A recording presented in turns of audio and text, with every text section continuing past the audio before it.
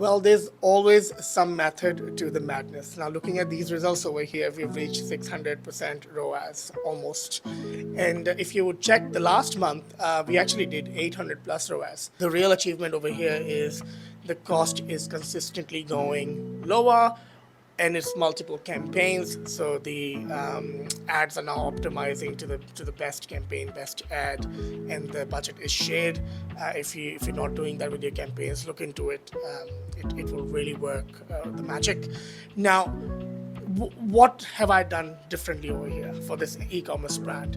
So I've actually used a tool called Microsoft Clarity, which I essentially use it in every project that I can. It allows me to see the percentage of dead clicks.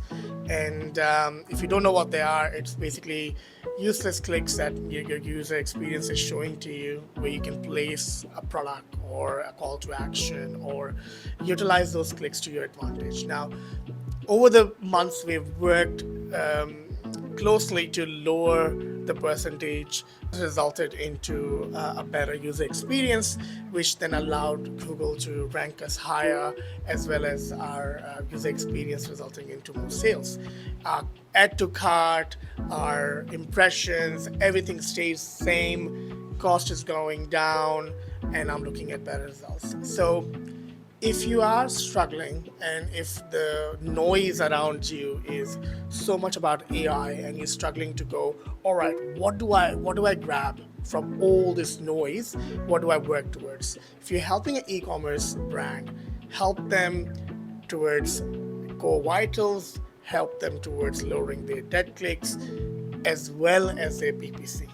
If you're just going to sit down and look at PPC all day long, you're going to struggle. You're going to struggle to solve the riddle on how do you actually change that traffic into sales. I hope this gibberish helps someone. Like and follow for more. Reach out if you need some help, all that good stuff. And Sam will be checking out. Take care. Bye.